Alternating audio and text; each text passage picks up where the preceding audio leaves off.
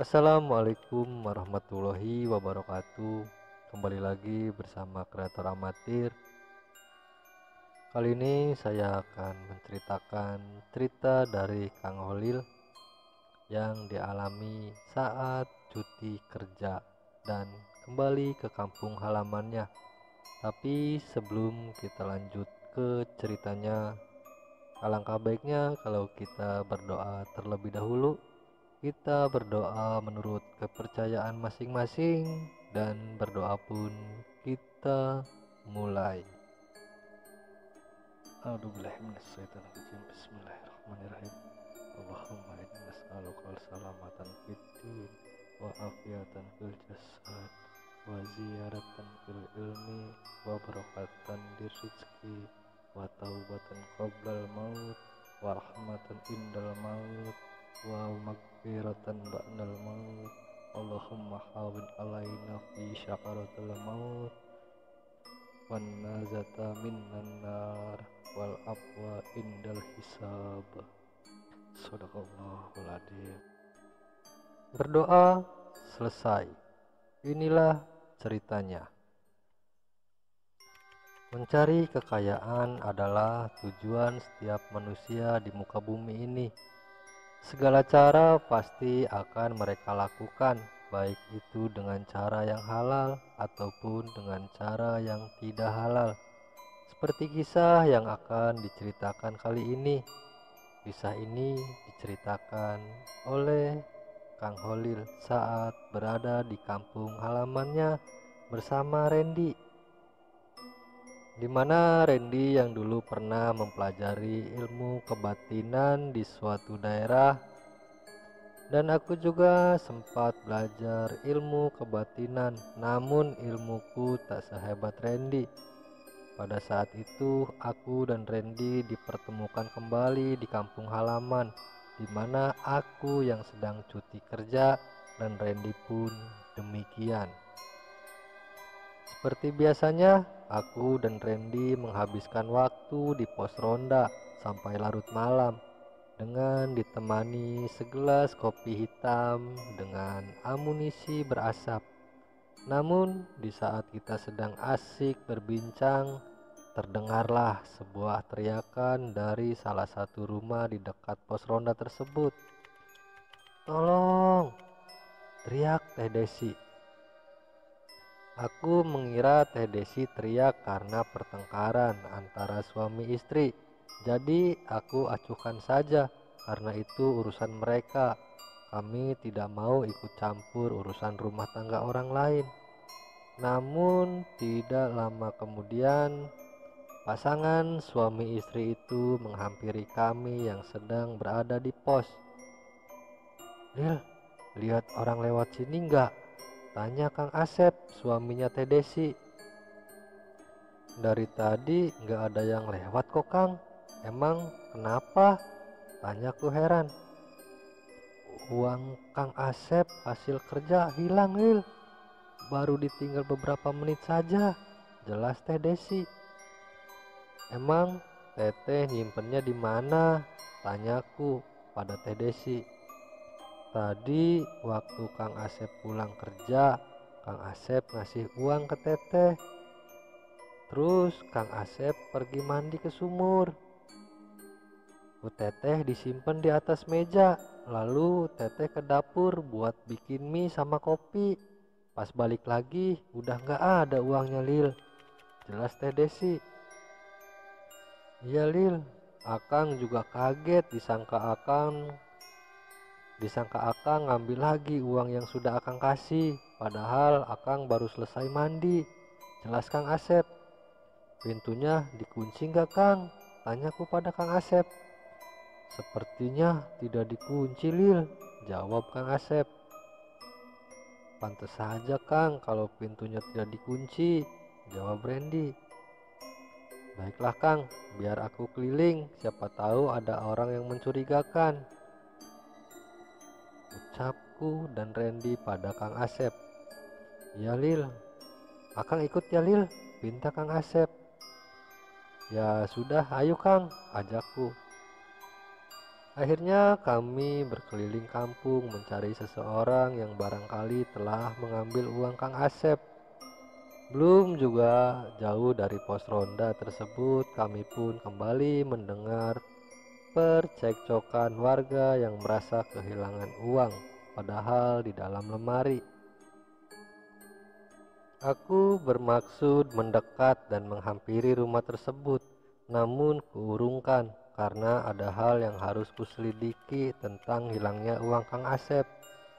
Kang Asep, kita lanjutkan mencari orang yang mengambil uang Kang Asep, ucapku. Semakin kita melangkah, kini semakin banyak warga keluar rumah dan mengeluh kehilangan uang mereka. Sontak aku pun menatap Randy. Apa mungkin pelakunya tidak seorang diri, Ren? Tanyaku pada Randy. Mungkin saja, Lil. Soalnya ini malam banyak yang kehilangan uang, jawab Randy. Harusnya kalau mereka lebih dari satu, kita bisa dengan gampang menemukan salah satu dari mereka, ucapku. Bagaimana kalau kita berbencar saja, Ren? Saranku. Randy pun menyetujui saranku dan meminta Kang Asep juga untuk mencari teman agar tidak merasa takut sendirian. Aku, Randy, dan Kang Asep pun kini berbencar mencari pelaku itu. Namun kita semua tidak menemukan jejak orang yang mencurigakan. Akhirnya kita menyerah dan kembali ke pos ronda untuk kembali berjaga. Namun kini semakin ramai. Orang-orang yang kehilangan uang kini mereka berkumpul di pos ronda untuk membicarakan dan berjaga, takut akan ada yang kembali kehilangan uang. Aku pun beserta Randy hanya terdiam dan memikirkan siapa yang sebenarnya mengambil uang-uang warga di sini. Dengan perasaan yang tidak menentu, aku pun memutuskan untuk pulang. Takut suatu hal terjadi di rumahku. Begitu juga dengan Randy. Ren, besok kita bicarakan lagi ya, ucapku sebelum melangkah pulang. Iya Lil, aku juga udah ngantuk nih. Aku juga mau pulang, jawab Randy. Saat aku berjalan pulang menyusuri gang sempit yang hanya cukup untuk satu orang berjalan, lalu aku dikagetkan oleh seorang anak kecil yang berlari di hadapanku dengan sangat kencang. Aku tidak bisa mengira-ngira apa yang barusan berlari itu. Dibilang manusia atau anak kecil, sangat mustahil untuk anak sekecil itu masih berkeliaran di jam yang hampir memasuki waktu subuh. Namun kalau dibilang binatang juga, itu sangat tidak mungkin karena di kampungku sangat jarang, bahkan tidak pernah ada binatang yang larinya seperti manusia. Apalagi seekor monyet. Di kampungku tidak ada sama sekali binatang monyet karena isi kepalaku sudah dipenuhi dengan pertanyaan-pertanyaan yang belum mendapat jawabannya. Jadi aku hiraukan saja anak kecil yang berlari itu dan bergegas pulang untuk tidur. Apalagi itu? Bodoh amat lah, mending langsung pulang dan tidur daripada mikirin yang barusan lewat, gerutuku. Namun saat aku masuk dalam rumah, aku merasakan aura yang tidak biasanya, aura dari alam lain. Aura itu sekilas mirip dengan makhluk yang tadi berlari itu. Segera aku mencari aura itu berasal, namun tidak juga aku temukan. Setelah aku cari-cari dan tidak ditemukan, akhirnya aku memilih untuk tidur. Lalu aku pun tertidur dan tidak memperdulikan aura yang aku rasakan. Toh aku mau panik juga buat apa? Wong aku gak punya uang simpenan di mana-mana. Begitu juga dengan orang tuaku. Jadi aku pun tertidur. Namun di dalam tidurku aku melihat sosok anak kecil yang sedang berlari-lari di sepanjang jalan di kampungku dengan tidak menggunakan pakaian dan tanpa sehelai rambut pun di kepalanya, hanya menggunakan celana seperti popok. Dia berlarian ke sana ke sini dengan sesekali melompat-lompat dengan beberapa lembar uang kertas pecahan 100 ribuan. Dengan rasa penasaran, aku pun hendak menghampirinya. Namun saat anak kecil itu melihatku, dia langsung lari menjauh dariku. Hendak aku mengejarnya, namun langkahku seperti berat dan melihat dia berlari seperti sangat kencang. Dan seketika anak kecil itu sudah tidak terlihat lagi. Akhirnya aku kembali terbangun dan waktu sudah menunjukkan adzan subuh. Lalu aku bergegas membersihkan diri dan pergi ke sebuah musola terdekat untuk berjamaah subuh. Sepulang dari musola, aku pun melanjutkan tidurku yang tadi sempat terganggu oleh mimpi tadi, dan baru terbangun saat matahari sudah menyingsing menyinari kamarku. Karena aku sedang cuti, jadi aku tidak melakukan pekerjaan apa-apa selain membantu ibu di rumah. Aku membantu ibu membereskan perkakas untuk berjualan di pasar dan mengerjakan sesuatu untuk menghilangkan kejenuhan.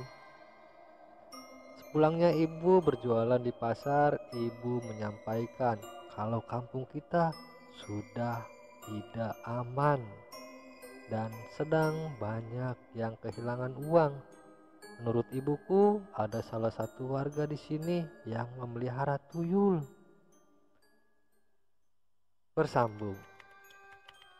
Kita lanjut di part berikutnya dengan sudut pandang Randy. Terima kasih teman-teman yang sudah menyimak, menonton, dan mendengarkan cerita ini. Seperti biasa, saya mohon dukungannya kepada teman-teman semua untuk membantu mendukung channel ini dengan cara klik subscribe, like, komen, dan juga share ke media sosial teman-teman semua untuk membantu mengembangkan channel ini, dan nyalakan juga loncengnya untuk mendapatkan notifikasi dan update video terbaru dari channel ini. Sekali lagi saya ucapkan banyak-banyak terima kasih. Wabillahi taufiq wal hidayah. Wassalamualaikum warahmatullahi wabarakatuh.